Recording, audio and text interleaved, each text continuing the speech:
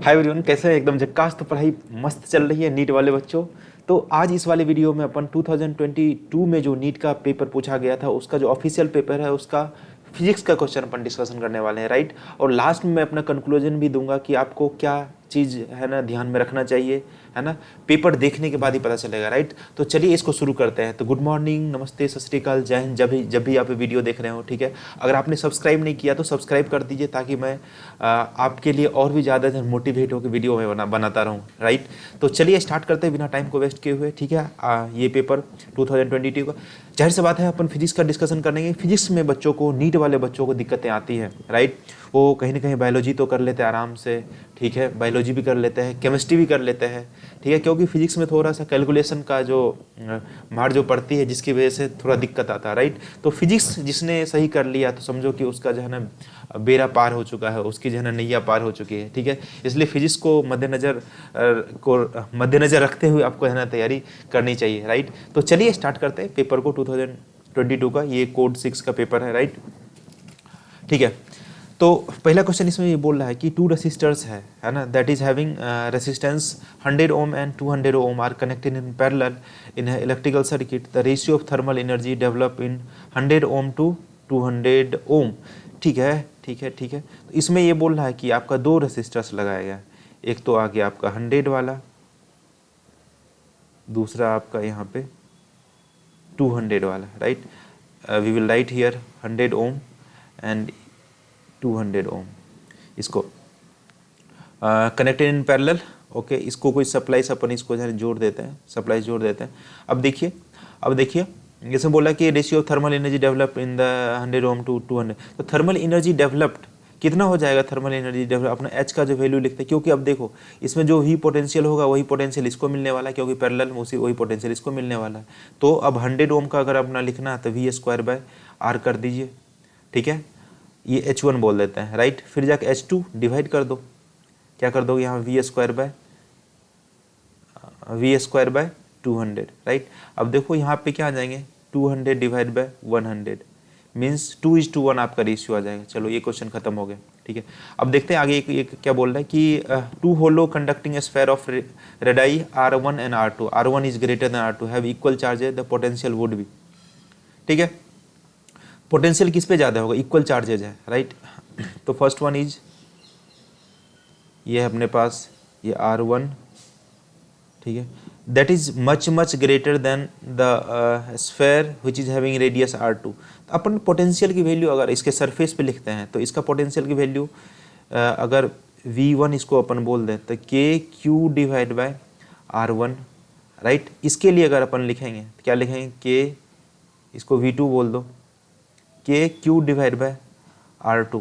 अब देखिए जिसका रेडियस ज़्यादा है, उस पर पोटेंशियल कम होगा। इसका मतलब V1 पे जो पोटेंशियल होंगे लेस देन होंगे V2 के, है ना।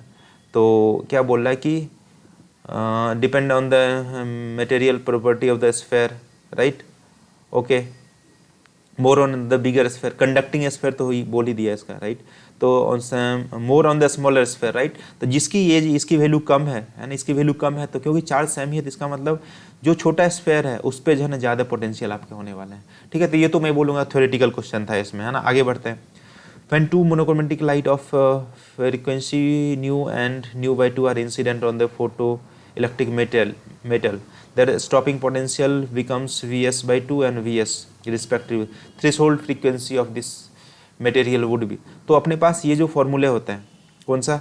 काइनेटिक एनर्जी आप की वैल्यूज लिखते हो H न्यू। तो पहला क्या है यहाँ पे? न्यू दिया गया है, राइट। चलो यहाँ पहले मैं फॉर्मूला लिख लेता हूँ।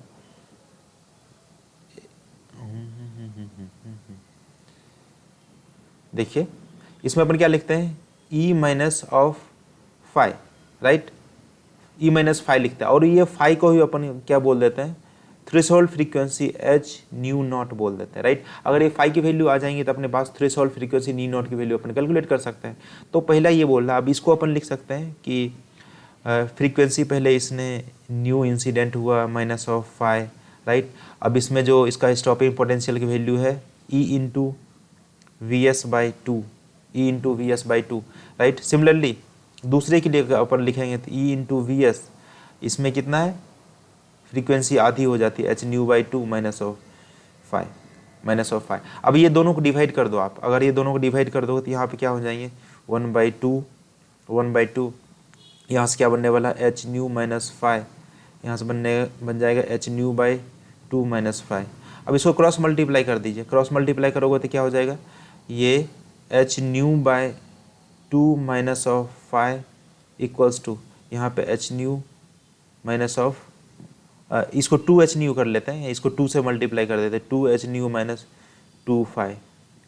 तो आप यहाँ से इसको थोड़ा सा रीअरेंज करोगे तो फाइव का वैल्यू आपके पास बेसिकली आ जाएंगे 2h new minus H nu by to, मतलब 3h न्यू बाई टू, ये फाइव की वैल्यू आ गई। अच्छा फाइव का वैल्यू आ गया तो यहाँ फाइव का वैल्यू पुट कर दो, यहाँ फाइव का वैल्यू पुट करने के बाद 2h nu by two equals to H nu not, right, H से एच मरा तो 3 न्यू बाई टू आ जाएंगे, 3 न्यू बाई टू, है ना, ये आपका ऑप्शन आ गया। थोड़ा सा ये वाला इक्वेशन अगर आपको ध्यान में रहता तो आराम से इसको आप है ना टैकल कर लेते हैं सवाल को, राइट। तो ये वाला हो गया। चलिए आगे भागते हैं। As temperature increases the electrical resistance, हाँ ना, ये वाला देखो थ्योरेटिकल सवाल है, जैसे कि कंडक्टर में टेम्परेचर बढ़ाने से रेसिस्टेंस की वैल्यू बढ़ती है, राइट, सेमीकंडक्टर में घटती है, जो आपका कुछ एलॉय होते हैं नाइक्रोम वाले, है ना, कुछ कांस्टेंटन, है ना, ये सब में है ना टेम्परेचर से नियरली इंडिपेंडेंट होता है। अब चलिए ऑप्शन देखते हैं, डिक्रीजेज फॉर कंडक्टर, है ना, नहीं, कंडक्टर में डिक्रीज नहीं होता, पहले ही कट कर देते हैं इसको, राइट। फिर ये क्या बोल रहा है, increases for both conductor and semiconductor, नहीं, फिर decreases for both conductor and semiconductor, नहीं, इंक्रीज इन कंडक्टर, यही होगा चौथा ऑप्शन, इनके conductor decreases for the semiconductor, right. इसमें क्या बोल रहा है, if the initial tension on the stress spring is double then the ratio of initial and final speed of transverse wave. ये तो सिंपल सा आपका एक फॉर्मूला इसमें पुट करना अपने को, है ना, ऐसा v equals to transverse wave क्या होता है स्ट्रिंग में, टी बाई म्यू। आपने क्या बोला यहाँ पे, स्ट्रिंग में टेंशन डबल कर दिया, तो टेंशन डबल कर दिया तो आपका स्पीड भी क्या हो जाएंगे, डबल हो जाएंगे, मतलब 1:2 आ गया, खत्म। अच्छा 1:2 नहीं, यहाँ पे आपको रेशियो है ना, यहाँ पे रेशियो है, रेशियो दिया है, राइट। तो यहाँ पे टी बाई म्यू, अपने को v directly proportional to root under T है, रूट अंडर टी। अब देखिए टेंशन बढ़ाएंगे तो 2 टाइम्स कर देंगे तो √2 टाइम्स हो जाएंगे velocity, directly proportional to root of 2, right, 1:2 हो जाएंगे, 1:√2। समझ में आई बात। तो अभी तक तो पता चला कि थ्योरेटिकल है, राइट। आगे देखते हैं क्या। अब देखिए ये भी थ्योरेटिकल है। अपने को पता है कि अगर इसका आपको जो है ना लिस्ट अगर पता है, जैसे कि अपन गामा ऊपर में होता है, गामा, फिर जाके क्या होता है, गामा के बाद एक्सरे आता है, एक्सरे के बाद फिर कौन सा आता है आपका जो अल्ट्रावायलेट, फिर विजिबल, फिर इंफ्रारेड, फिर माइक्रोवेव, फिर रेडियो वेव। अपने को पता है ऊपर से नीचे की ओर जाते हैं वेवलेंथ की वैल्यू बढ़ती है, राइट। तो सबसे ज़्यादा वेवलेंथ किसका होगा, रेडियो वेव। इसमें सबसे ज़्यादा जिसका वेवलेंथ होगा वो रेडियो को रिप्रेजेंट करने वाले हैं, राइट, नहीं तो माइक्रो को रिप्रेजेंट करेगा, राइट। अच्छा एक्सरे का तो सबसे कम होना चाहिए, क्योंकि एक्सरे गामा नहीं है तो इसका मतलब एक्सरे होगा, उसके बाद एक्सरे मतलब मिनिमम वेवलेंथ, इसका मतलब डी का तो फर्स्ट ऑप्शन आपको मैच कर गया, ठीक है। अब देखो रेडियो वेव्स है, देखो रेडियो वेव्स दिया, इसका मतलब सबसे ज़्यादा इसका वेवलेंथ, इसका मतलब फर्स्ट का थर्ड आपका मैच कर चुका है। कहीं पे फर्स्ट का सेकंड है, फर्स्ट का सेकंड यहाँ पे फर्स्ट, यही ऑप्शन हो गया, फर्स्ट का सेकंड हो गया, रेडियो वेव्स का 10⁻²। फिर उसके बाद माइक्रोवेव्स का, जैसे से नीचे की ओर जाते हैं तो लेमडा की वैल्यू आपकी इंक्रीज होती है, तो इसका मतलब रेडियो वेव की सबसे ज़्यादा होगी, राइट। तो ये आ जाएगा आपका first option is your right one. आपको नेक्स्ट चेक ही नहीं करना है, ठीक है। 10⁻² हो गए, फिर जाके ये जो है ना थर्ड ऑप्शन इसका आ जाएंगे, बी का थर्ड ऑप्शन आ जाएंगे, ठीक है। फिर ये सी का जो है ना आपका जो रिमेनिंग ऑप्शन है फोर्थ ऑप्शन आ जाएगा, ठीक है। इस तरह से अपन ने मैच कर दिया, फटाफट हो गया। चलिए आगे भागते हैं।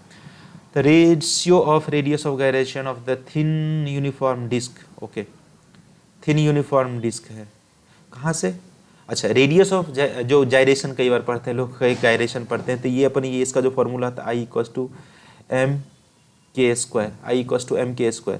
तो k का वैल्यू अपन लिखते हैं √I/m, बस यहाँ कैलकुलेट कर लीजिए आप, passing axis through its centre. अच्छा, सेंटर से पास कर रही है एक्सिस, तो इसका मतलब इसका मोमेंट ऑफ इनर्शिया था आपके पास क्या आ जाने वाला है, आई सेंटर से अगर पास कर रहे हैं तो that is mr²/2 for a disc, right.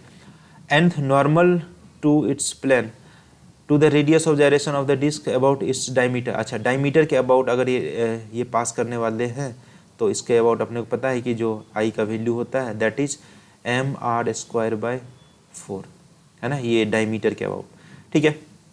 अब देखो रेशियो पूछा, इसका मतलब ये मास तो दोनों में सेम ही है, इसका मतलब radius of gyration is nothing but equals to √IC/ID, IC divide by D. यहाँ पर IC की वैल्यू रखोगे mr² तो कैंसिल हो जाएंगे, मतलब 1/2 डिवाइड बाई 1/4, मतलब ये कितना हो जाएगा 2, मतलब √2, राइट। √2:1 आ जाएंगे इसके रेशियो। समझ में आई गई बात, आसान था ये भी, अगर आप कोई फॉर्मूला ध्यान में रहता तो। बाई कॉन्वेक्स लेंस रेडाई इतना centimetre is the refractive index of material of the lens, इतना the power of the lens is. तो पहले ये पावर बाई कॉन्वेक्स लेंस है ना इतना, तो इसका सबसे पहले आप ये निकालो, पावर ऑफ लेंस आपको कैलकुलेट करना तो 1/f हो जाता है, तो f की वैल्यू तो पहले कैलकुलेट करनी पड़ेगी। 1/f की वैल्यू आप कैसे कैलकुलेट करते हो, mu minus 1/r1 minus of 1/r2, क्योंकि ये बाई कॉन्वेक्स लेंस है तो ऐसा r1 minus of r2, r1 की वैल्यू हो जाएंगे प्लस में, r2 की वैल्यू माइनस में, तो यहाँ पर माइनस माइनस क्या हो जाने वाला, प्लस हो जाने वाला। और 1.5 दिया है तो इसको 1.5 रखेंगे तो कितना हो जाएगा यहाँ पे 0.5, और यहाँ से आपके पास 2 डिवाइड बाय आपके 20 आ जाएंगे, दैट इज 1/20, 1/f, इतना आ गया, राइट। इतना आ गया, तो अब इसी को पावर बोलते हैं ना, है ना। अगर डायोप्टर में चाहिए तो इसको मतलब सेंटीमीटर में है तो इसको आप मीटर में कन्वर्ट कर दो, मतलब 1/20 डिवाइड बाय 100 कर देंगे ताकि ये मीटर में कन्वर्ट हो जाए। मीटर में कन्वर्ट होंगे तो डायोप्टर में वैल्यू देगा तो 5D आ जाएंगे आपके, पॉजिटिव में 5D हो गया। अब देखो ग्राफिकल, इसलिए मैं बच्चों को हमेशा क्लास में बोलता हूँ, आप जहाँ पर भी पढ़ते हैं ना एक बार नोट्स जरूर देख के जाइए। ये पूरा मेरे को नोट्स का सवाल लग रहा है ना, which of the following variation of de Broglie wavelength lambda particle associated with the momentum, ठीक है। तो मोमेंटम की वैल्यू डी ब्रोगली वेवलेंथ को lambda equals to h divide by अपन लिखते हैं p, h divide by p, तो lambda directly proportional to 1/p हो गए। तो ये तो शुरू होते ही खत्म हो चुका है, राइट। जैसे जैसे p का वैल्यू बढ़ेगा लैम्डा का वैल्यू घटेगा, ठीक है, हो गया। समझ वाली बात, ये तो कुछ नहीं था इसमें। चलिए आगे भागते हैं। इसमें क्या, when light propogates through a material medium of refractive index relative permittivity ER दिया गया है, relative permeability mu r the velocity of light in the medium V is given by, ठीक है। तो इसमें अपने को पता है कि जो speed of light in vacuum होता है दैट इज 1/E0 μ0 होता है, राइट, ओके। अब ये बोलता है कि मीडियम में चाहिए आपको, ये तो हो गया आपके पास वैक्यूम में, है ना। अगर आपको मीडियम में चाहिए मीडियम तो अपन ये क्या करेंगे, √EM μm। अब ये दोनों का रेशियो अगर आप ले लोगे, है ना, VC डिवाइड बाई VM, तो that will be equals to EM/E0, यहाँ पर क्या लिखेंगे, μ0 डिवाइड बाई μm। इसी को तो बोलते हैं रिलेटिव परमिएबिलिटी, इसको बोलते हैं रिलेटिव परमिटिविटी, इसको μ0/μr को रिलेटिव परमिएबिलिटी बोलते हैं। यहाँ पे वैल्यू पुट कर दीजिए, यहाँ पे क्या पुट करोगे, ER, यहाँ पुट कर दो μr, तो ये VC मतलब वैक्यूम में तो स्पीड ऑफ लाइट के बराबर होता है, तो यहाँ पे अगर आप वैल्यू पुट कर दो, अब देखो यहाँ पर आप जैसे ही वैल्यू पुट करोगे that is C divide by VM, तो VM की वैल्यू आपके पास सीधा आ जाएंगे C divide by √ER μr, ये अपने पास कोई ऑप्शन है क्या, ER μr, ये वाला ऑप्शन आ गया, खत्म। अच्छा, nuclear reaction the element X is okay, ठीक है। अब देखिए यहाँ से पॉजिटिव यहाँ पे निकला, इसका मतलब इस पे चार्ज तो आपने एक ले गया है ना, यहाँ पे आपका मास भी 0, चार्ज भी 0, ठीक है। इसका मतलब यहाँ से आपने ये ले गया, इसका मतलब यहाँ क्या बचा होगा, 10 बचा होगा। और पॉजिट्रॉन इसको बोलते हैं, पॉजिट्रॉन, अभी तो ये तो आउट ऑफ सिलेबस हो गया, राइट, अभी नहीं भी करोगे तो चलेगा, right.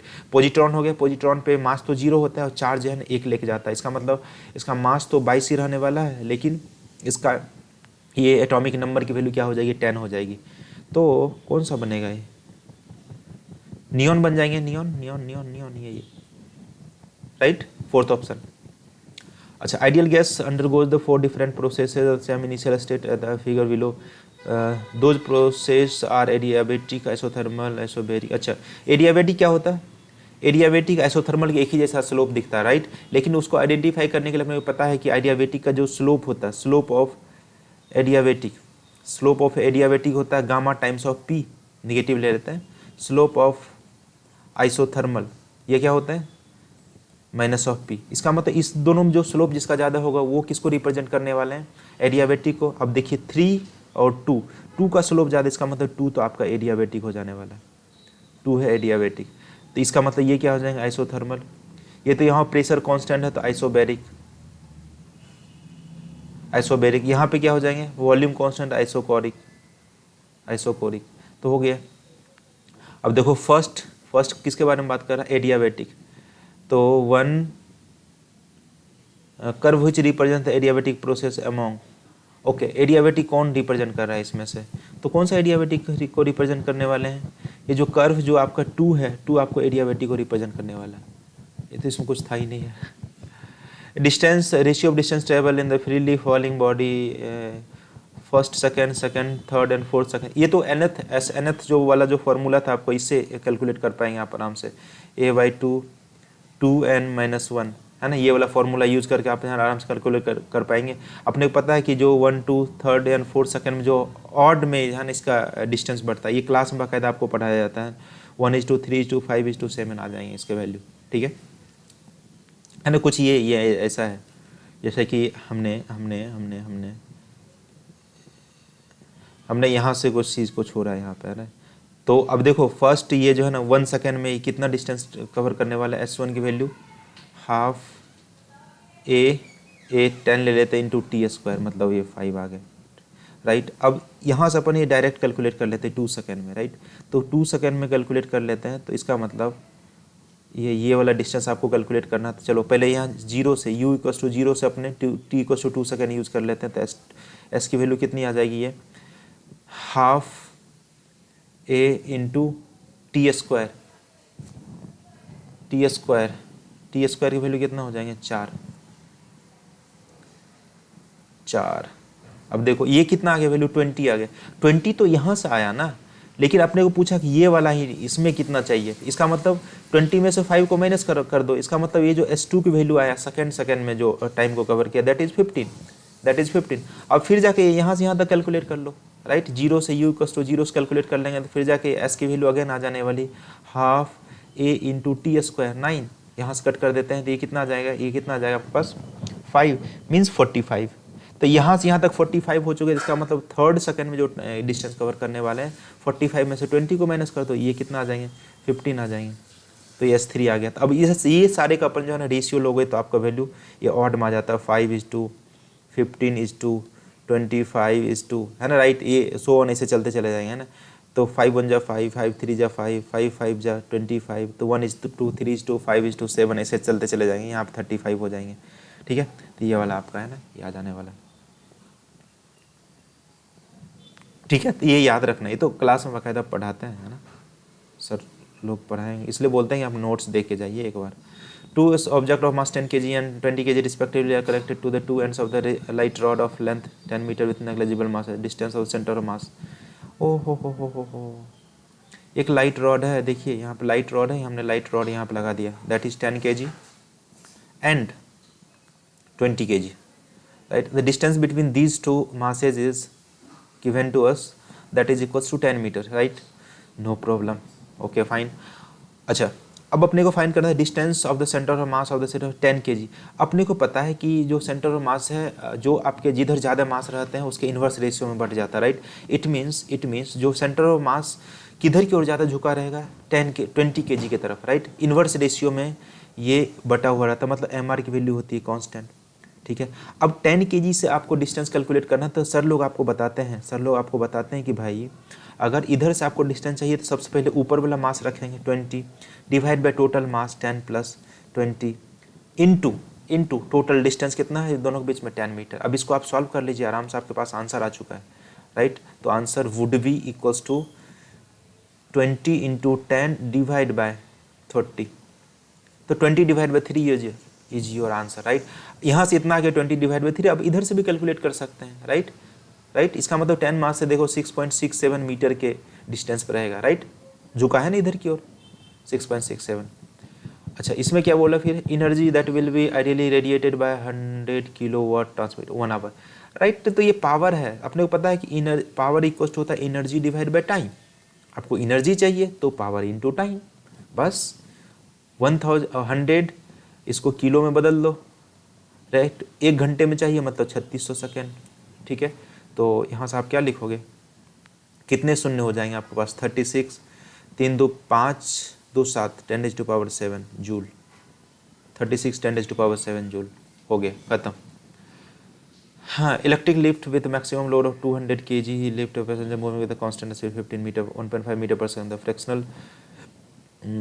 Frictional force opposing the motion is 300 newton, the minimum power radiated by the motor the lift is. अच्छा, आपको ये जो है लिफ्ट जो है दैट इज, इसमें जो वेट है इसका that is 2000 kg, right, 2000 kg। अच्छा, इसमें इसका है ना mg नीचे की ओर लग रहे होंगे, राइट। अच्छा, फ्रिक्शन को भी ओवरकम करना है, इसका मतलब ऊपर जा रहा है तो फ्रिक्शन नीचे की ओर लगने वाला है, दैट इज 3000 का, that is also given to 3000 newton. इसका मतलब टोटल जो फोर्स इसको जो ओवरकम करना है that is equal to m into g. आप करोगे तो 2000 को आप 10 से मल्टीप्लाई करोगे तो 20,000 प्लस 3000 न्यूटन, तो that is equal to 23,000 newton. इतना फोर्स को ओवरकम करना है। तो सो पावर कितना हो जाएगा आपके पास, P equals to F into v होता है एक फॉर्मूला अपने पास, राइट। तो that is 23,500 minimum power required. हाँ, तो इसको आप 23,000 को 1.5 से मल्टीप्लाई कर दीजिए, मतलब 1.5 मतलब 3/2, चलो 3/2 कर लेते हैं यहाँ पे। इसको आप कट कर दो, कितना आ जाएगा, 2 1 जा 2 2 1 जा 2 2 5 जा इतना आ जाएंगे, मतलब 11 तिया 33 और 3450 ये आ जाएगा आंसर, है ना। ज़्यादा इसको जो है ना सॉल्व भी नहीं करना है, देखो ना इसको आपको 3 से मल्टीप्लाई करना है, तो 11,000 को 3 से मल्टीप्लाई करें 30,000 से तो ऊपर ही आने वाला है, ठीक है। Copper of wire of 10 metre and the radius इतना हैज इलेक्ट्रिकल रेसिस्टेंस इतना, the current density in the wire for electric field strength इतना, ठीक है। ये क्या बोल रहा है, कॉपर वायर ऑफ लेंथ इतना metre, okay, current density in the wire of the electric field, okay. Current density आपको अगर कैलकुलेट करना तो दैट इज इक्वल्स टू होता है I divide by area, I divide by area, ठीक है, I divide by area. I को अपन क्या लिखेंगे, आई को वी बाय आर लिखेंगे, वी बाय आर लिख देंगे इसको, ठीक है। तो I equals to V into R हो जाएंगे, वी इंटू आर। तो रेडियस इतना दे, इलेक्ट्रिकल रेसिस्टेंस इतना,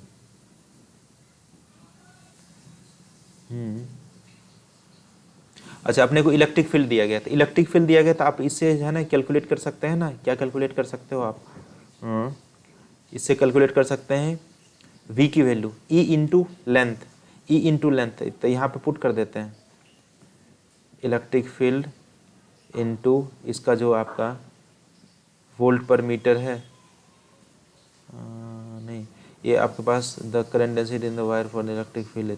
अच्छा, इलेक्ट्रिक फील्ड दिया तो v इंटू इसको क्या करना पड़ेगा आपको,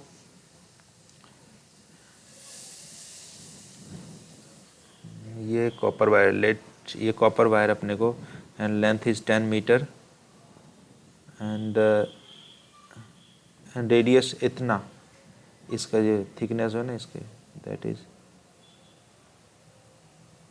r equals to 10⁻⁻² divide by √π, इतना आ गया है ना इलेक्ट्रिकल रेसिस्टेंस इतना।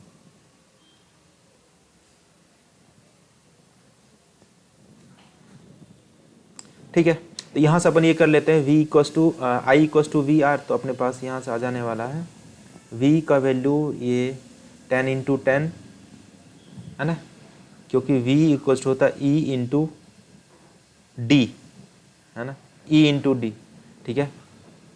तो अपने पास ये यहाँ पे that is equals to J equals to 10 into R का वैल्यू लिख लो, रो दिया है क्या, अच्छा रेसिस्टेंस ही दिया गया, हाँ ये आर हो गया। ओके देन एरिया कितना हो जाएगा आपके पास, ये मतलब इसका क्रॉस सेक्शनल एरिया आपका हो जाने वाला है that is pi r square, r is 10⁻⁻, minus यहाँ पे 4 हो जाएंगे और इसका स्क्वायर करेंगे तो ये पाई हो जाएगा, ये तो पाई से पाई ख़त्म कर दो, तो ये 10⁻⁻, ये 4 है और ऊपर में चल जाएंगे 10⁻⁻,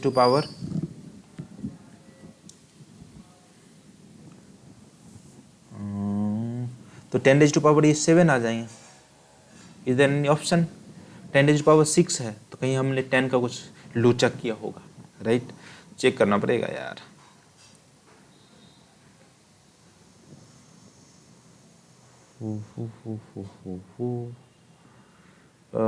ई into D 10 into 10 into R की वैल्यू है अपने पास 10, ठीक है। The current density the wire electrical field, okay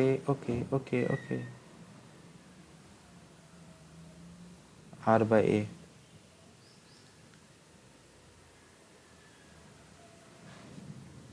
-4 pi, ठीक है, 10⁻⁶।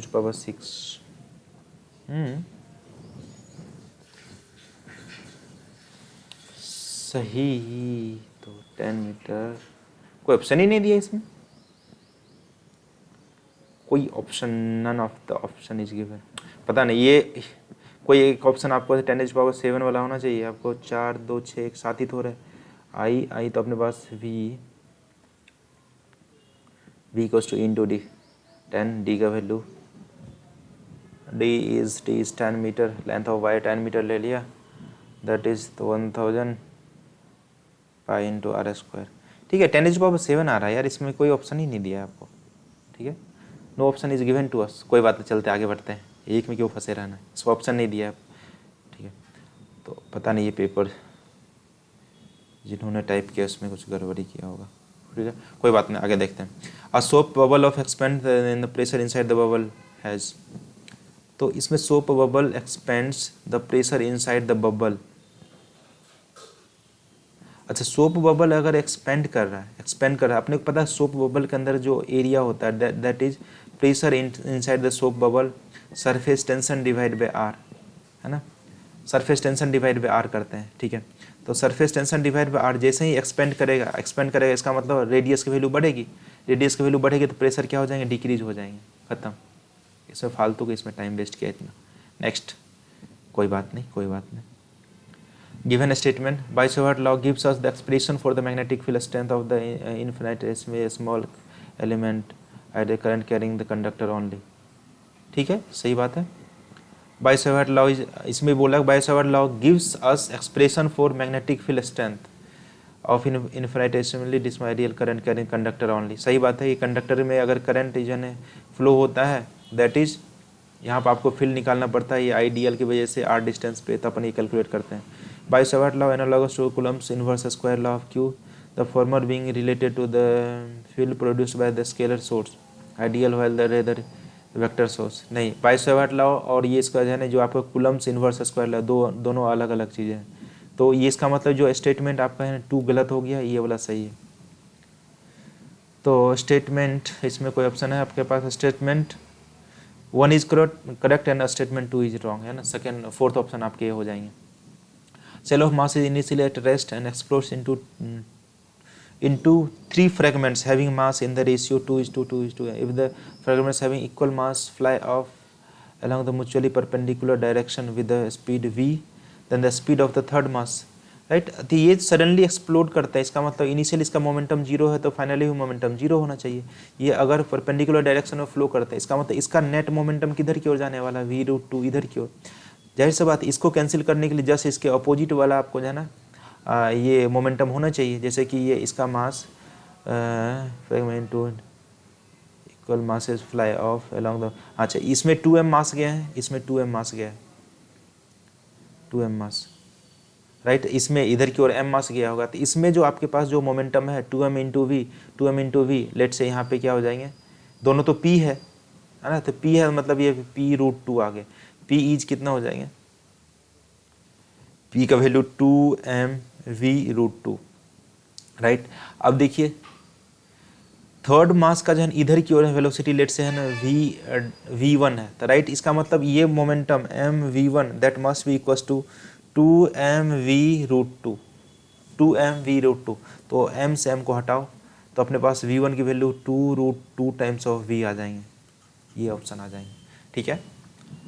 अब ये देखिए स्फेरिकल बॉल और dropped in the long column of the highly viscous, okay ये हाईली विस्कस, इसमें कोई फ्लूइड है, इसमें है ना कोई एक स्पेरिकल बॉल को ड्रॉप कर दिया। अपने ग्राफ द सोन फिगर, अपने को पता है कि ये जो है ना अपने को पता है ये जो है स्ट्रोक लॉ के सवाल है, तो इसमें जैसे ही इसको फेंकते हैं तो इनिशियली ये तेज़ी से अंदर में जाता है फ्लूइड में, फिर जाके इसके जो है ना जब ये टर्मिनल वेलोसिटी को ज्ञान कर लेता है उस टाइम इसकी वेलोसिटी क्या हो जाती है, कांस्टेंट हो जाती है, राइट। जब इसमें नेट फोर्स की वैल्यू जीरो हो जाती है, ऊपर में विस्कस फोर्स, ऊपर में जो आपका बॉइंट फोर्स, नीचे में mg वाला फोर्स, जब ये कंडीशन ऐसा हो जाता है तो उस केस में इसका ये वेलोसिटी कांस्टेंट हो जाता है। इसका मतलब स्पीड ऑफ बॉल रिप्रेजेंट कौन सा करेगा, बी वाला ग्राफ, राइट। इनिशियली तो बढ़ेंगे फिर जाके धीरे धीरे कांस्टेंट हो जाएगा, है ना, लगातार बढ़ता नहीं रहेगा। ओके इसमें क्या बोला, angular speed of the fly wheel moving with the uniform angular acceleration changes from इतना इतना RPM in the 16 second, angular acceleration. अच्छा आपको एंगुलर एक्सेलरेशन इसमें ढूंढना है तो आपके पास देखिए कौन सा फॉर्मूला लगाएंगे, omega square equals to omega not का square plus 2 alpha into theta. नहीं ये तो अपने पास समय दिया है, समय वाला फॉर्मूला लगाओ कोई यार, समय वाला फॉर्मूला लगाते हैं इसमें, ये तो omega equals to omega not plus alpha into T, ये कर लेते हैं, ठीक है। अब देखिए ये आरपीएम में दिया है, ये आरपीएम में दिया है, यहाँ पे रेडियन पर सेकेंड स्क्वायर में पूछा है, इसका मतलब इसको कन्वर्ट कर लेते हैं, 2 पाई एन का वैल्यू कितना 3120 डिवाइड बाई 60, यहाँ पे क्या है 2 पाई कितना, यहाँ पे 1200 divide by 60 plus alpha into T का वैल्यू पुट कर दो 16 सेकेंड। सो इसको कट कर देते हैं, दैट इज 20, नाउ इसको भी कट कर देते हैं, 6 5 जा 30, 6 2 जा 52, तो यहाँ पे 104 पाई माइनस ऑफ कितना आ जाएगा, ये 40 pi divide by 16 equals to 6 alpha. ये अच्छा पेन चल नहीं रहा, पता नहीं इस पर ना ये चलता ना ये चलता, तो ये इसमें से आप 104 में से 40 को आप माइनस करोगे तो ये आई थिंक 60 बन जाएंगे, 60 पाई divide by 16 that is alpha. इसको कट कर देते हैं, कैसे कट कर दोगे,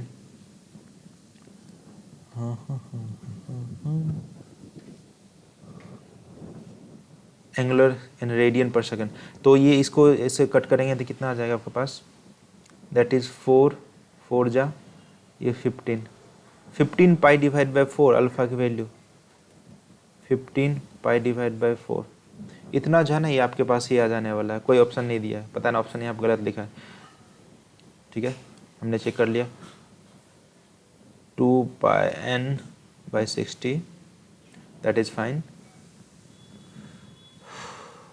इसको हमने कट कर दिया तो यहाँ से आपके पास 6 5 जा 6 2 जा 52, 104 पाई 1200 RPM that is 2 pi n, यहाँ से हमने कट कर दिया, 0 से 0 गया, 6 2 जा 12 20 राइट, 40 पाई, तो 104 पाई माइनस 40 पाई, 104 माइनस 40, ये तो 4 आ जाएंगे, अरे 64 आएगा ना यहाँ पे, क्या कर रहा हूँ, 64 ओ कोई बात नहीं बच्चों, ऐसा होता है। तो अपन यहाँ पे क्या करते हैं, 104 में से 40 मतलब 64 पाई डिवाइड बाई 16 आ जाएंगे, मतलब ये 4 से कट कर दो, 4 पाई के बराबर आपके ऑप्शन आ जाएंगे। ठीक है, कोई बात नहीं, कोई बात नहीं, आगे बढ़ते हैं। हाँ, peak voltage of the AC source is equal to 1/√2 times. अच्छा, तो IRMS की वैल्यू जो आप लिखते हो, IRMS की वैल्यू लिखते हो I0 डिवाइड बाई √2, या फिर VRMS is equals to V0 divide by √2, ऐसा अपन लिखते हैं। ठीक है, तो पीक वोल्टेज अगर V0 लिखना है तो इसका मतलब √2 टाइम्स ऑफ VRMS।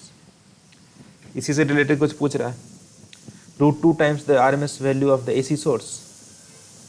हाँ, ये वाला ऑप्शन आ गया, बस खत्म। डायमेंशन ऑफ द इतना बिलोंग्स टू, इसका डायमेंशन किससे बिलोंग करेगा यार, सबका डायमेंशन आपको कैलकुलेट करना पड़ेगा यहाँ पे। Permittivity, magnetic flux, self inductance, magnetic permeability. हाँ, तो यहाँ से आपको यहाँ से अपने पास एक तो मैग्नेटिक फील्ड की वैल्यू, अच्छा ऐसे लिखते हैं F इक्वल्स टू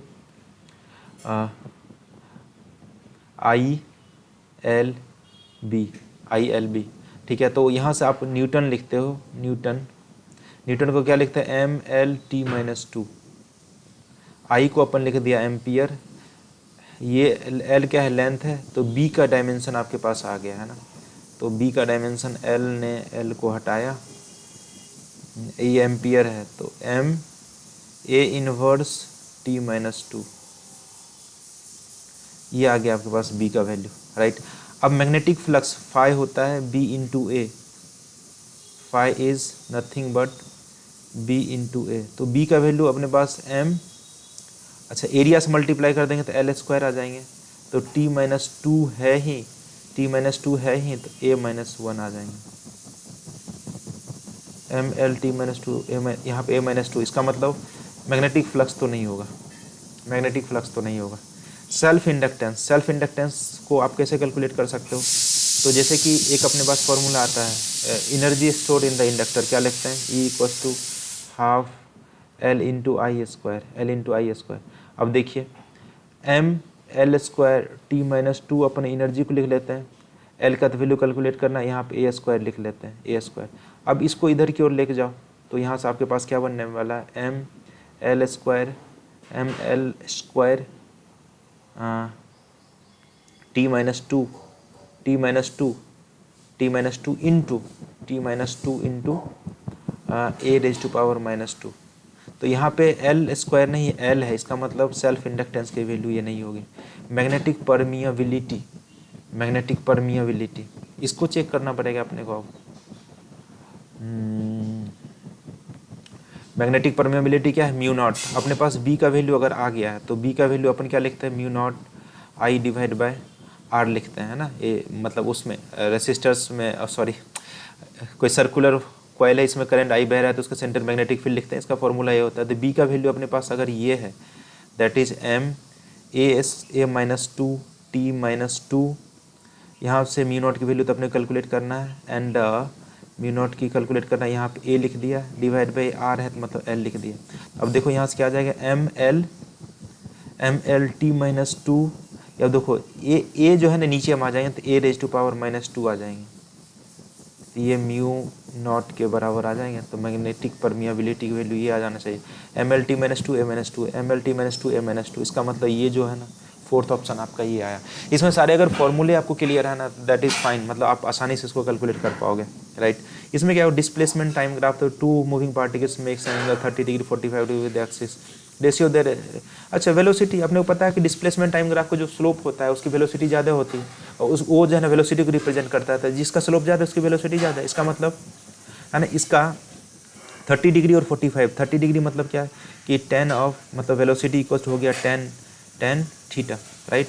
तो अपने को V1 डिवाइड बाई V2 कर लो, 10 of 30 degree divide by 10 of 45 degree, तो 1 डिवाइड बाई √3, और यहाँ पे क्या जाएंगे 45 डिग्री, तो मतलब 1 आ जाएगा, राइट। तो 1 डिवाइड बाई √3 आपका ऑप्शन आ जाएगा, खत्म है ना। अब देखिए इसमें क्या बोला, given ABC the potential drop across the P junction are equal, ठीक है। तो इसमें क्या बोल रहा है, given ABC the potential drop across 2 PN junction are equal in, okay. तो इसमें अगर देखते हैं पी एन है यहाँ पे, राइट, हाँ पी एन। अब देखो यही तो एक तरह से ये सीरीज में ऐसा जुड़ा हुआ ना, ये वाला पी एन है ना, पी एन पी, तो ये तो एक दूसरे के साथ कैंसिल कर रहे होंगे, ठीक है। तो एन पी एन, तो इसका मतलब ये ऑप्शन आपके सही हो जाएंगे, ठीक है ना। तो ये जो सर्किट सही होगा, है ना, क्योंकि ये पी एन फिर जाके एन पी, ये दोनों बराबर है, तो इसका मतलब वी पोटेंशियल होंगे, तो जो इसमें वो जो है ना डेवलप हो जाएंगे, राइट। ये तो देखो पी एन एक दूसरे का अपोजिट है, तो इसलिए ये वाला ऑप्शन नहीं होंगे, ये वाला ऑप्शन नहीं होंगे, राइट। तो आगे बढ़ते हैं। Next one is angle between electric line of force and the equipotential surface. अपने को पता है कोई पॉइंट चार्ज है, पॉइंट चार्ज यहाँ क्यू पर रखा गया है, तो यहाँ पे इलेक्ट्रिक फील्ड लाइन्स कैसे निकलते हैं, इधर की ओर चारों तरफ ऐसा निकलता है। और जो पोटेंशियल जो होते हैं ये वाला, एंड इसके बीच में जो एंगल होता है 90 डिग्री होता है, बस खत्म। Plane angle and solid angle है, प्लेन एंगल सॉलिड एंगल, इसके पास कोई डायमेंशन नहीं होता है, यूनिट तो होते हैं, इसको रेडियन में लिखते हैं, इसको एस्ट्रेडियन में रखते हैं, तो यूनिट्स तो होते हैं बट इसका डायमेंशन नहीं होते। इसका मतलब ये सब थ्योरेटिकल क्वेश्चन है, right. Young's double series a student observe 8 fringe in a certain segment of the screen when the monochromatic retina. If the wavelength of light is changes, the number of fringe he would observe in the same region. ठीक है, तो यहाँ पे उन्होंने ऐसा observe किया, ठीक है, यहाँ पे स्क्रीन हमने लगाया, तो इसने ऑब्जर्व किया, इस लेट से यहाँ तक में इसने ऑब्जर्व किया कितना, 8 फ्रिंजेज, यानी 8 फ्रिंजेज, राइट, ठीक है, ओके। अब इसने 400 कर दिया, इसका मतलब एक फ्रिंज विड्थ की वैल्यू कितनी है अपने पास, एक फ्रिंज विड्थ की जो वैल्यू होती है बीटा की वैल्यू आप लिखते हो लेमडा डी बाई डी। अच्छा, इसने 8 फ्रिंज को ऑब्जर्व किया यहाँ पे, है ना, 8 फ्रिंज को ऑब्जर्व किया, तो यहाँ पे लेट से मान चलते हैं डिस्टेंस अभी क्या है, एक्स है, तो इसको अपन ऐसा लिख सकते हैं क्या कि ये एक्स डिवाइड बाय एक फ्रिंज विड्थ का distance lambda D divide by D, ये इक्वल्स टू है 8 के बराबर, राइट। अच्छा, डी तो एक कांस्टेंट, इसका मतलब यहाँ से अगर आप प्रोपोर्शनलिटी कांस्टेंट को आप इक्वेट करो, directly proportional to X divide by lambda हो चुका है, अच्छा, अब इन्होंने ये क्या किया कि कितना ये जो है फ्रिंज विड्थ ऑब्जर्व होगा, ये अपन यहाँ पे लिख लेते हैं, लेट से यहाँ पे एन फ्रिंज विड्थ ऑब्जर्व होगा, यहाँ पर फिर जाकर अपन लिख सकते हैं लेमडा, मतलब क्या लिखेंगे, डिस्टेंस तो सेम ही है एक्स डिवाइड बाय इसका वैल्यू कितना कर दिया, लेमडा 2 कर दिया। अब दोनों का रेशियो ले लो, n डिवाइड बाय 8, राइट। यहाँ पे क्या लिखेंगे, x डिवाइड बाय लेमडा 2, यहाँ पर आप क्या लिखोगे, x divide by lambda, right, x से x खत्म, तो लेमडा की वैल्यू, लेमडा इज नाउ 400। अच्छा, ये तो लेमडा इनिशियल वाला है ना, 600 वाला, और इनिशियल अब चेंज करके कितना कर दिया, 400 कर दिया, इसको कट कर देते हैं, तो यहाँ पे 4 2 जा 8 और 2 को 6 से मल्टीप्लाई कर दोगे तो 12 आ जाएंगे आपके आंसर, राइट। हमने कुछ नहीं किया, हमने एक फ्रिंज विड्थ का वैल्यू है, हमने माना कि ये जो है आपका एक्स जो गैप है ना, इसमें जो है ना 8 फ्रिंज आ रहे हैं, तो हमने क्या कर दिया यहाँ पे 8 डिवाइड बाई एक्स, ठीक है, तो x डिवाइड बाय हमने ये क्या कर दिया, यहाँ पे लेमडा कर दिया, ओके, नीचे, हाँ लगा दो गेट, ओके, कोई आ गया था, तो यहाँ पे हमने क्या कर दिया कि x में मान ले, x में 8 जो है ना यहाँ पे लेमडा क्रिएट हो रहा था, x डिवाइड बाय एक बीटा से हमने डिवाइड कर दिया, तो इसके वैल्यू आ गई। फिर जो है हमने मान लिया कि यही डिस्टेंस में आपको यहाँ दूसरा चाहिए, तो अपन क्या कर देते हैं, x divide by lambda 2, and now lambda 2 is 400, right, 400 से हमने यहाँ पे डिवाइड कर दिया, तो दैट इज, इसको कट पिट करने के बाद अपने पास 12 आंसर आ चुका है, राइट। यहाँ पे फिर जा क्या बोल रहा है अपने पास, that is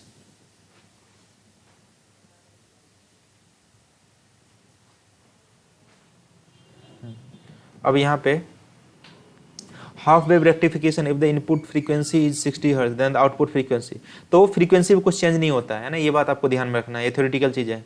a body wants 60 gram experience gravitational force 3 Newton the place of two point the magnitude of gravitational field intensity at that point, right. आपने को पता है कि ये यहाँ पे जो आपके पास जो फॉर्मूला होता है F equals to Q into E होता है, क्यू इंटू ई। अगर 4 से 3 न्यूटन है तो ई की वैल्यू अपने पास निकाल सकते हो, 3 डिवाइड बाय 60 ग्राम है, 60 ग्राम मतलब 60 डिवाइड बाय कर देते 1000 है ना, 60 डिवाइड 1000, 1000 ऊपर भेज दीजिए, इसको कट कर दो तो यहाँ से आपका 3 2 जा, यहाँ से 50 आ जाने वाला है, 50 न्यूटन पर केजी, ये ऑप्शन आ गया, राइट। आगे भागते हैं। स्क्वायर लूप ऑफ 1 मीटर अंदर रेसिस्टेंस 1 मीटर स्क्वायर लूप है,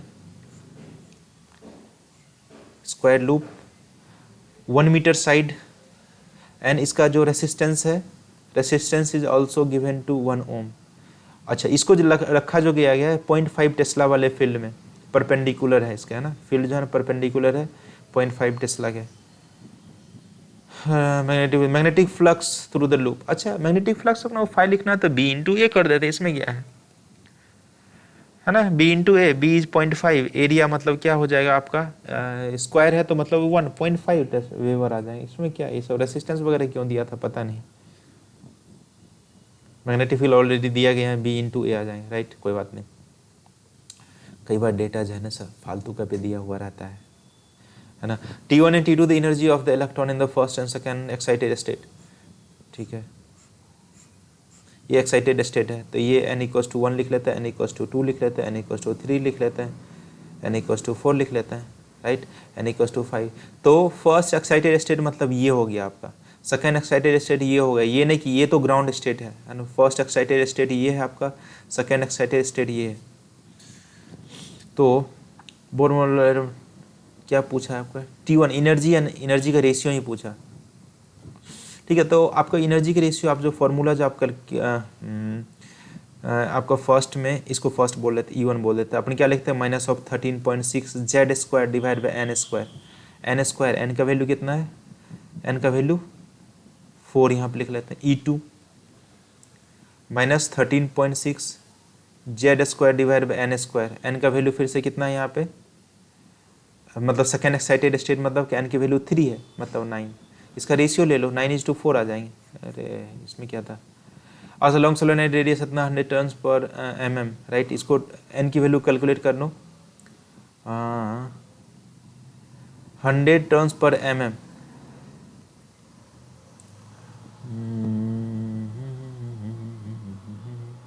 magnetic field strength in the centre of the, अच्छा ये इसके दो वैल्यू अपने पास क्या होता है, मैग्नेटिक सेंटर, ये तो लॉन्ग सोलेनोइड है मतलब ideal solenoid, μ0 into n into I हो जाता है, राइट। अच्छा, μ0 की वैल्यू 4 पाई इंटू 10⁻⁻7 लिखते हैं, and number of turns per unit length चाहिए, इसका मतलब टर्न्स पर mm दिया गया है, इसका मतलब आपको ये जो है 100 टर्न्स पर mm जो दिया गया है, इसको आपको मीटर में कन्वर्ट करना पड़ेगा, मतलब 10 रेज टू पावर यहाँ पे mm को 10⁻³ करना पड़ेगा, ठीक है।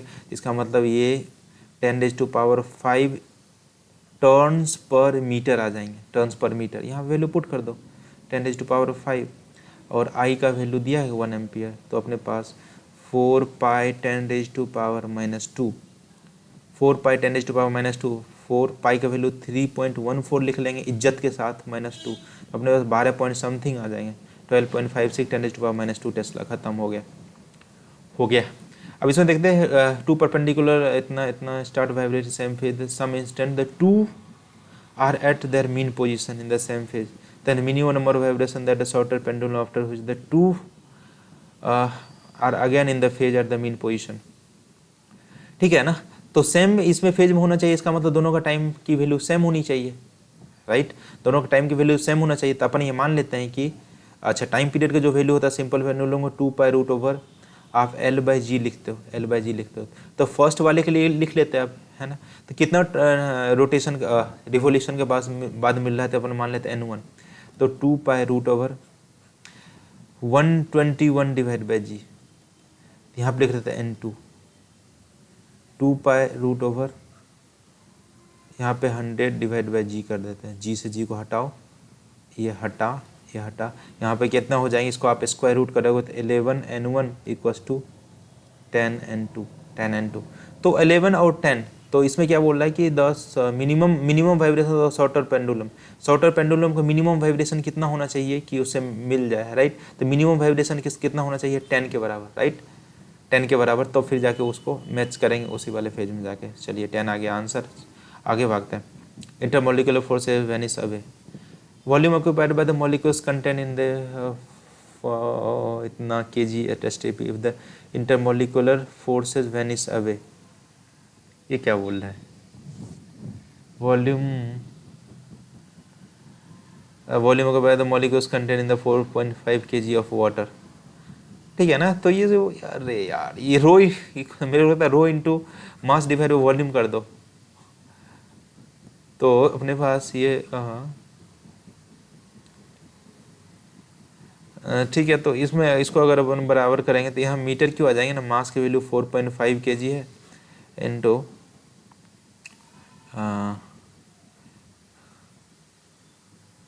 Volume occupied the molecules content in a 4.5 kg water.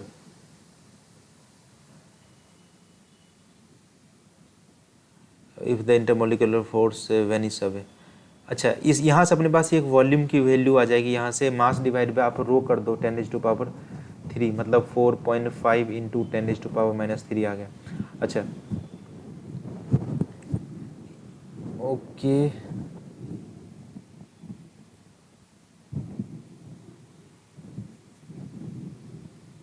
हाँ।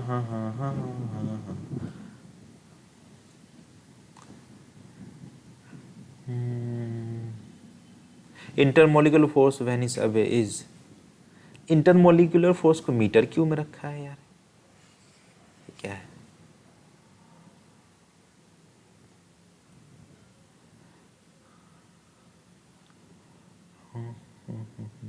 जो भी ये जो है आंसर 10⁻³ के ऑर्डर में ये जाएगा, मतलब ये फोर्थ ऑप्शन कहीं कहीं पे मैच कर रहा होगा।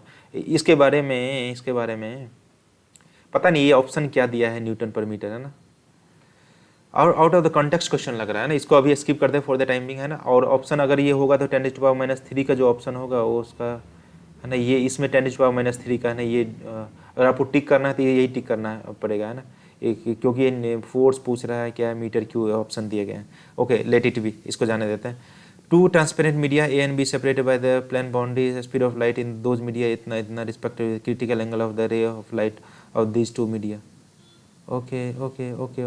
अच्छा 1.5 2 पॉइंट, इसका मतलब जो डेंसर मीडियम कौन सा हो जाएगा, डेंसर मीडियम ये वाला हो जाएगा, ये डेंसर मीडियम है μ1, ये आपका रेयर मीडियम है। क्रिटिकल एंगल कब बनता है, जब rays of light denser medium से रेयर मीडियम में जाती है। ऐसा एंगल ऑफ इंसिडेंस जिस एंगल ऑफ इंसिडेंस में जस्ट ये जो है ना रेज ऑफ लाइट ग्लेज करना स्टार्ट कर दे इधर है ना, 90 डिग्री एंगल बना कर निकले, तो उस टाइम जो एंगल ऑफ इंसिडेंस होता है that is equal to the critical angle, ठीक है। तो यहाँ से अगर आप स्नेल्स लॉ इस पर लगाते हो, स्नेल्स लॉ लगाते हो इस वाले पॉइंट पे, तो अपन कैसे करेंगे,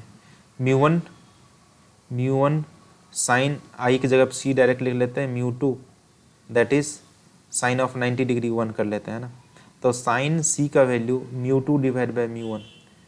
अच्छा अपने को पता है कि mu inversely proportional to velocity होता है, राइट। तो μ2 ले रहे हैं, इसका मतलब यहाँ पे v1 लेना पड़ेगा, यहाँ पे v2 लेना पड़ेगा।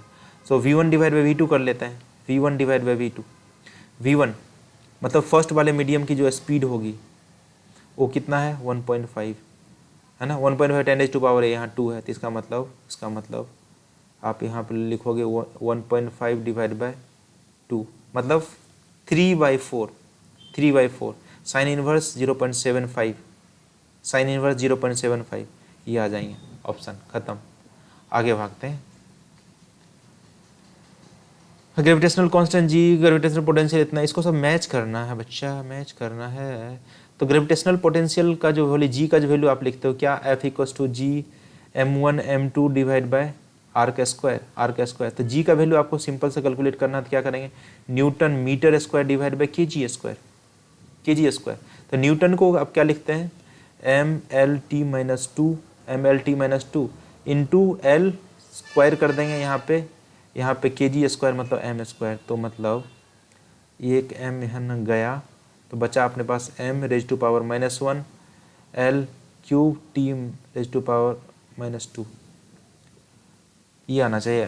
L क्यूब है कहीं पे ऑप्शन में है ना, m-1 l क्यूब t-2। तो इसका मतलब ग्रेविटेशनल कांस्टेंट आपका ये वाला वैल्यू दैट इज थर्ड से मैच करेगा। फर्स्ट का थर्ड ऑप्शन है, थर्ड नहीं रे, सेकेंड ऑप्शन है। क्या कर रहा है बाबू, दैट इज ये है ना फर्स्ट का, इसमें है ना क्यूब वाला टर्म, फर्स्ट का सेकेंड, फर्स्ट का सेकेंड, इसका मतलब ये नहीं होगा, ये हो सकता है, ये हो सकता है, एक और चेक करना पड़ेगा। सो ग्रेविटेशनल पोटेंशियल अपने को पता है कि पोटेंशियल की वैल्यू अपन क्या लिखते हैं, v का वैल्यू अपन लिखते हैं work done divide by Q, तो वर्क डन को अपन लिखते हैं जूल, जूल का वैल्यू ml² t-2 लिखते हैं, डिवाइड बाय कूलम्ब लिख लो, कूलम्ब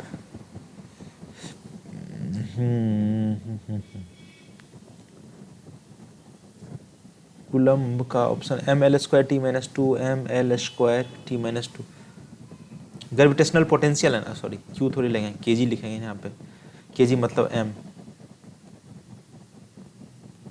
एम से l² t-2 इसका मतलब ग्रेविटेशनल पोटेंशियल का सी का फर्स्ट के साथ मैच करवा दो, सी का फर्स्ट के साथ, सी का फोर्थ के साथ इसमें बोल रहा है, सी का थर्ड के साथ, इसका मतलब ये वाला ऑप्शन आपका third one is your right choice, go for it. अच्छा यहाँ पे LCR circuit with intensity inductance 10 henry and capacitance 10 microfarad, reactance 50 ohm, conductance इतना। If the resonant frequency of the LCR circuit is nu not and the frequency of the AC source is nu, then means what, nu not क्या है,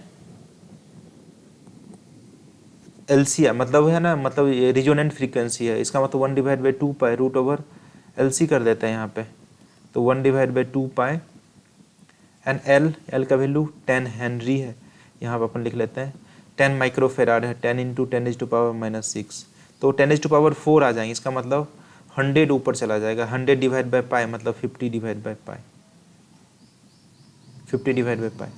50/पाई। अच्छा new का value फिर जा क्या हो जाएंगे, न्यू का वैल्यू अंदर frequency of the source AC source is new, तो न्यू का वैल्यू अपन यहाँ से कैलकुलेट कर सकते हैं ना, क्या कैलकुलेट कर सकते हैं, आपके पास ओमेगा का वैल्यू इतना दिया गया, ओमेगा का वैल्यू 100 दिया गया है, राइट, ओमेगा को लिखते थे 2 पाई, न्यू लिख लो इक्वल्स टू 100, तो न्यू का वैल्यू 50/पाई, तो न्यू का वैल्यू 50/पाई और न्यू नॉट का वैल्यू 50/पाई, दोनों बराबर ही आ गए, खत्म। A ball is projected velocity 10 meter per second at an angle of 60 degree with the vertical direction speed at the highest point. Okay, यहाँ से अपन फेंक देते हैं, हाईएस्ट पॉइंट पे आपको स्पीड पूछा है, राइट, हाईएस्ट पॉइंट पे अपने को पता है सिर्फ जाकर हॉरिजॉन्टल वेलोसिटी रहती जो कि होती है यहाँ पर, अगर आप 60 डिग्री एंगल से फेंका तो है ना, यहाँ पे u cos थीटा होता है, वही वेलोसिटी यहाँ पे रिटेन हो जाता है u cos थीटा, 10 है, 10 cos थीटा की वैल्यू 1/2 आ जाएंगे, 60 डिग्री है तो मतलब 5 मीटर पर सेकेंड, खत्म। Ampere's circular law along the straight wire circular carrying a steady current, the variation of magnetic field inside and the outside of the region of the wire. Okay, ठीक है, ये अपने पास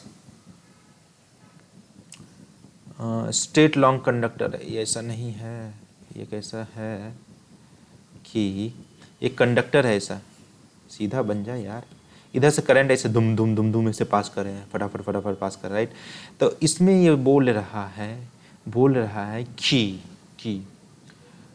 magnetic field का variation अंदर में कैसा है और बाहर में कैसा, अपने को पता है बाहर में जो मैग्नेटिक फील्ड का वैल्यू लिखते हैं, इस वाले पॉइंट पर अगर आपको लिखना है बी का value μ0I divide by 4 pi r लिखते हो, मतलब बी का value directly proportional to 1/r है, मतलब 1/r से इसका वेरिएशन होगा। अंदर में अगर ये सॉलिड है तो इसका मतलब अंदर में जो फील्ड का वैल्यू होता है ये μ0 J/r/2 होता है, जे करंट डेंसिटी है इसका, है ना, तो यहाँ पे b directly proportional to r है, तो इसका मतलब अंदर में लीनियर वेरिएशन है एंड इनसाइड लीनियरली वेरी कर रहा है सॉलिड के लिए, और बाहर में 1/r से वेरिएशन आ रहा है ना, E B directly proportional to r। अगर ये होलो रहता तो इस तरह का वेरिएशन, मतलब अंदर में b का वैल्यू 0, बाहर में इस तरह से वेरिएशन रहता b वर्सेज r में। तो यहाँ से ऑप्शन चेक कर लेते हैं, linearly decreasing function of distance up to the boundary of the wire, नहीं, हाँ लीनियर डिक्रीजिंग बोल रहा है, गलत बात है, इंक्रीज होता है लीनियरली, राइट, यहाँ से लीनियरली इंक्रीज होता है। Uniform remains constant for both region, नहीं, linearly increasing function distance up to the boundary of the wire and then linearly decreasing, ये ऑप्शन सही हो गया, ये गलत हो गया। Third option is your right one. Question one is level, क्या बोल रहा है, अच्छा असर्शन रीजन का, the stretching of the spring of determine by the shear modulus of material of the spring, हाँ ठीक है, शियर मॉडुलस डिटरमाइन करता, सही बात है। A coil spring of copper has more tensile strength than the steel spring and same dimension. A coil spring has more tensile strength than a steel spring. नहीं, tensile strength तो आपका steel का ज़्यादा होगा ना, स्टील की ज़्यादा होती है गामा की वैल्यू, राइट, इसका मतलब ये तो गलत हो गया आपका, राइट, इसका मतलब फर्स्ट ही टू डू है सिर्फ आपका, first is true and second is false, है ना, इसकी टेंसाइल स्ट्रेंथ ज़्यादा होती है ना स्टील के, सो इसके इंक्रीजमेंट ये होगी। अच्छा यहाँ आप क्या बोल रहा है, ट्रूथ टेबल लॉजिक गेट्स, यहाँ से आपका इनपुट ए जा रहा है, राइट, यहाँ से इनपुट आपका बी जा रहा है, राइट, यहाँ पे एंड गेट है, मतलब यहाँ पे नॉट लगा हुआ है, इसका मतलब ए डॉट बी इसका बार यहाँ पे जाएगा, यहाँ से आपका ए नॉट जा रहा है, यहाँ से आया ना ए नॉट, और यहाँ से बी जा रहा है, तो यहाँ से आपके पास ए बार डॉट बी का बार लेना पड़ेगा, है ना, एंड गेट के हिसाब से ये हो गया, लेकिन इसका नॉट है, इसका मतलब अब यहाँ पे फिर जाके आपको क्या करना पड़ेगा, यहाँ पे ए डॉट बी का बार डॉट ऑफ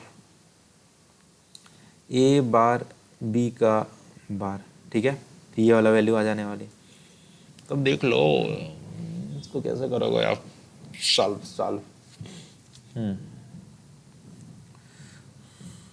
अच्छा इसको अपन ऐसे लिख सकते हैं, ए बार प्लस बी बार, राइट, इसको डॉट करवा लेते हैं यहाँ से, यहाँ पे बन जाएगा ए बार का बार, मतलब ख़त्म हो जाएंगे, यहाँ पे बन जाएंगे बी बार, ठीक है, तो अब इसको मल्टीप्लाई कर, ए बार ए इसका वैल्यू 0, ए बार बी बार, राइट, अब इसको इसके साथ डॉट करवा लेते हैं, इसके साथ डॉट करवा लेंगे तो बी बार ए, अच्छा यहाँ पे बी बार है ना, इसका मतलब प्लस ये सीधा बी बार हो जाएंगे, ठीक है, तो इसमें से अगर आप बी बार कॉमन ले लोगे, ए बार बी बार इसमें क्या हो गया, अच्छा इसमें से बी बार कॉमन ही ले लो पूरे में से, ये तो खतरनाक ये बन गया, बी बार अगर आप यहाँ से कॉमन ले लेते हो तो यहाँ से क्या बन जाएंगे, ए बार प्लस ए 1, इसका मतलब इसका है ना, ये कुछ भी इसमें ऐड कर दो 1 आ गया तो मैक्सिमम वैल्यू इसका मतलब इसका वैल्यू बी बार आ गया, इसका मतलब जो बी का आउटपुट होगा वही आउटपुट बाहर निकलने वाला है, so output of B will decide the output, है ना, फाइनल आउटपुट, राइट, तो इसका 0 है तो यहाँ 0 आ रहा है, 1 है तो 1 आ रहा है, 0 है तो 0 आ रहा है, 1 है तो 1 आ रहा है, इसका मतलब ये वाला ऑप्शन आ जाएंगे, राइट, 0 तो 0, 1 तो 1, 0 0 1 तो 1, खत्म। Next,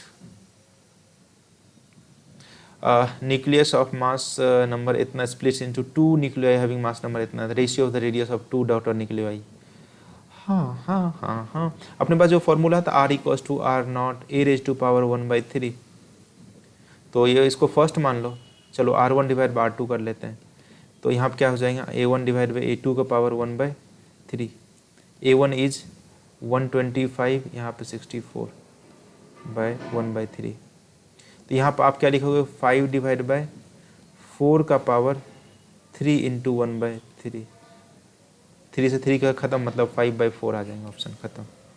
A Wheatstone bridge of used to determine the value of unknown resistance x by adjusting the variable resistance, अच्छा इसको वेरी कर रहे हैं, y so most of precise measurement of x का मेजरमेंट से प्रीसाइज कितना हो जब p एंड q के बराबर, अच्छा अपने को पता है इसका रेशियो दोनों के बराबर होते हैं, right, p divide by q, x divide आप y लिखते हो, राइट, ये वेरिएबल है अभी, इसका मतलब इसकी रेसिस्टेंस की वैल्यू जितनी ज़्यादा कम होगी, जितना ज़्यादा है ना पास होंगे वैल्यू, तो उतना ज़्यादा है ना प्रीसाइज आपको जो है ना वैल्यू मिलने वाला है, ठीक है, तो do not play any significant, और गलत बात है करता है, should be approximately equals to 2x, no, approximately equal and small, है ना, हाँ यही होना चाहिए, है ना, वेरी लार्ज नहीं स्मॉल होना चाहिए, और अप्रॉक्सीमेटली इक्वल होगा तो ज़्यादा सही है, एक्यूरेट उतना वैल्यू मिलने वाला।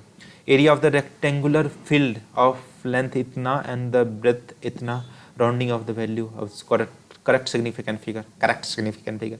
अच्छा एरिया आपको लिखना है, एरिया आप क्या लिखते हैं, लेंथ इनटू विड्थ, राइट। अच्छा लेंथ की वैल्यू कितना है, लेंथ की वैल्यू 55.3 इंटू 25। अब देखिए इसको मल्टीप्लाई करने से पहले ऑप्शन देख लेते हैं। अपने को पता है कि मल्टीप्लिकेशन में सिग्निफिकेंट फिगर देखते हैं, जिसका लिस्ट सिग्निफिकेंट फिगर होता है द फाइनल राउंडिंग ऑफ उसी के हिसाब से करते हैं। तो लिस्ट सिग्निफिकेंट फिगर कितना है, इसमें तो 3 सिग्निफिकेंट फिगर है, 3SF है, इसमें 2SF है। इसका मतलब जो फाइनल आपके आउटपुट होंगे उसमें 2 ही सिग्निफिकेंट फिगर होना चाहिए। अब देखो इसमें तो 4 सिग्निफिकेंट फिगर है, इसमें तो 5 सिग्निफिकेंट फिगर है, 1 2 3 4 1 2 3 5। इसमें कितना सिग्निफिकेंट फिगर है, इसमें 3 सिग्निफिकेंट फिगर है, इसमें 2 सिग्निफिकेंट, क्योंकि ये जो आपके जो पावर होते हैं सिग्निफिकेंट फिगर में काउंट नहीं होता है। ये सारा लेक्चर जो है ना मेरा अपलोडेड, अगर आप देखना चाहते हैं देख सकते हैं। तो इसका मतलब इसमें 2 सिग्निफिकेंट फिगर है, यही ऑप्शन हो गया, आपको मल्टीप्लाई नहीं करना था इसमें, खत्म। Big circular coil of 1000 turns and the average radius इतना metre rotating about the horizontal diameter, okay 2 radian per second in a vertical component of earth magnetic field इतना देन द मैक्सिमम इंड्यूस कर। अच्छा ये बोल रहा है कि भाई साहब ये डायमीटर के अबाउट रोटेट कर रहे हैं, डायमीटर के अबाउट रोटेट कर रहे हैं, ठीक है। इसका मतलब इफेक्टिव लेंथ किसके बराबर हो जाएंगे, डायमीटर के बराबर हो जाएंगे, ठीक है। तो अपन ये क्या लिखेंगे, आपका इंड्यूस्ड करंट चाहिए आई इक्वल टू मतलब वी बाय आपको आर करना पड़ेगा। वी को कैसे कैलकुलेट करेंगे, वी को ये अगर ये रोटेट कर रहा है तो B omega L square by 2 कर लेते हैं, L²/2 कर लेते हैं। तो यहाँ से अपने पास v का वैल्यू आ गया, दैट इज कितना है, बी वर्टिकल कंपोनेंट मैग्नेट। अच्छा ये b का वैल्यू दिया गया अपने को 2 into 10⁻⁻5 B omega that is 2 L² L मतलब ये लेंथ, इफेक्टिव लेंथ, रेडियस आपका दिया गया है 10 मीटर, तो मतलब 20 हो जाएंगे, मतलब 400 डिवाइड बाय 2। ये 800 इंटू 10⁻5 आ गया, 800 इंटू 10⁻⁻5 आ गया, डिवाइड बाय आर कर दो, आर का वैल्यू 12.56 आ जाएंगे। तो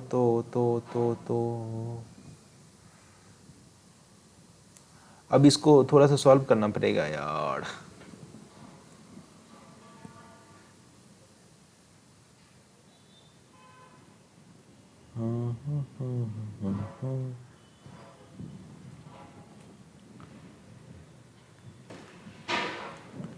बी ओमेगा L²/R, इसको सॉल्व कर लो।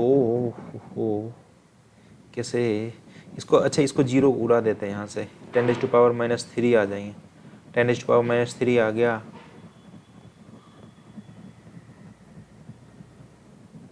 ये तो अपने पास 800 इंटू, हाँ ये सही है, 10⁻3 आ गया। इसका मतलब यहाँ पे 8 डिवाइड बाय 12.56 अगर करते हैं अपन, इसको कट कर दो, 8 1 जा 8, यहाँ पे 4 पे 5 45, तो 8 पंचे 40, 8 सत्ते 56, 157।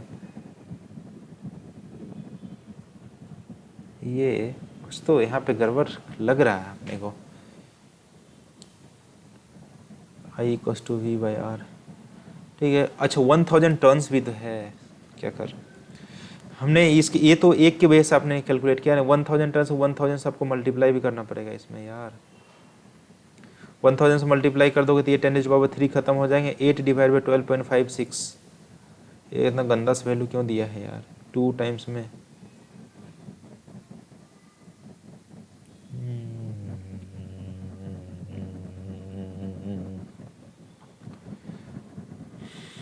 इसको रुको एक बार फिर से इसको देखता हूँ मैं। ये रोटेट कर रहे हैं भाई साहब, दैट इज़ रोटेटिंग, इसमें 1000 टर्न्स दिया है, average radius 10 metre and rotating vertical component of earth magnetic field is इतना, ओके। तो ये जो रोटेट कर रहा है दैट इज बी का वैल्यू अपने को 2 10⁻⁻5 टेस्ला है। ईएमएफ की वैल्यू अपने को कैलकुलेट करना है, तो कैसे करेंगे कैलकुलेट,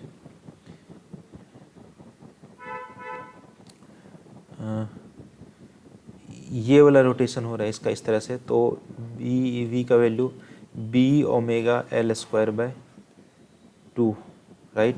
तो बी इज़, अच्छा इसमें तो सारे के लिए कैलकुलेट करें तो 1000 है ना इसका, तो बी का वैल्यू 2 इंटू 10⁻⁻5, यहाँ पर आ जाएंगे 2 L square.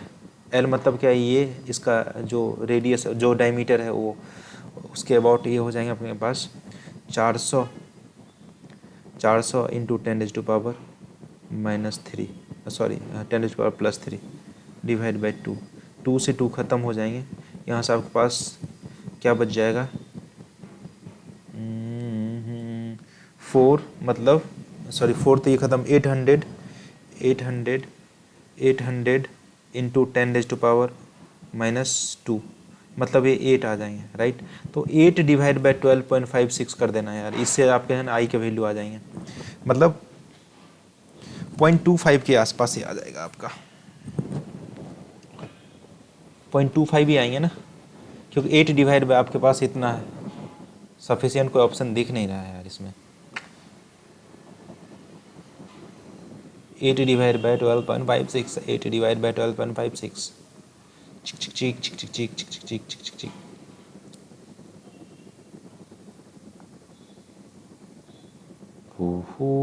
B omega L square bye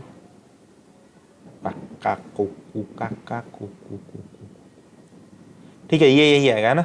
इसमें पता ना ऑप्शन क्या है, 0.25 दिया है कि क्या दिया है option, right. You have to check, मतलब अपने पास ऑफिशियल आंसर तो है नहीं,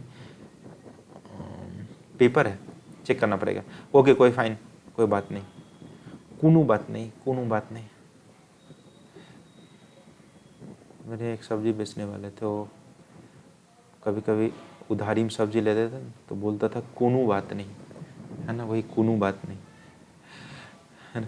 अच्छा यहाँ पे अपने पास -q + q, तो magnitude of electric field intensity at a distance r। अच्छा यहाँ पे r पे आपको फील्ड कैलकुलेट करना, दैट इज, अच्छा यहाँ पे फील्ड की जो वैल्यू होती है, ये तो डाइपोल हो गया ना आपका, क्योंकि r is much greater than l, तो e का जो वैल्यू होता है वहाँ पे kq divide by kp divide by होता है kp डिवाइड बाय r का पावर q, है ना। यहाँ से यहाँ तक r डिस्टेंस है, रेडियस r, हाँ, तो यहाँ पे अपने पास क्या आ जाएंगे, यहाँ पे r के वैल्यू q के बराबर है, magnitude of electric field intensity at a distance इतना वेरी, ठीक है। यहाँ पे अपन बस यहाँ क्या करेंगे यार, इसके साथ ही वेरी करेगा, है ना, r के पावर q, एक बार लिख ही लेते हैं यहाँ से, फिर क्या ही आप कुछ करोगे। यहाँ से अपने पास अगर ये r डिस्टेंस है, ये r की वैल्यू दिया कहाँ से है ये भी नहीं बोला, at a distance r much greater than l, ठीक है ना। तो इसके वजह से अपने पास के क्यू डिवाइड बाय, अच्छा ये तो डाइपोल हो गया, डाइपोल की वजह से अपने यहाँ पे क्या फील्ड लिखते हैं 2kp डिवाइड बाय r का पावर क्यूब, ठीक है। तो इसका मतलब सिर्फ जाके आपको इसमें रिलेशन चाहिए आपको, है ना, तो इसका मतलब डायरेक्टली प्रोपोर्शनल टू r⁻⁴ हो जाएंगे, दैट इज थर्ड ऑप्शन हो जाएंगे, कुछ सॉल्व भी नहीं करना है इसको।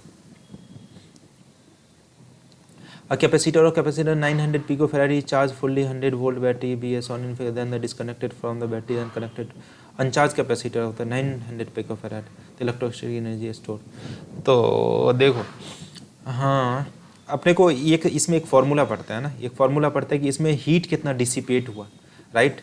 तो हीट डिसिपेटेड अगर इसमें जो है ना माइनस कर देंगे टोटल में से, तो आपके पास एनर्जी स्टोर बच जाएंगे।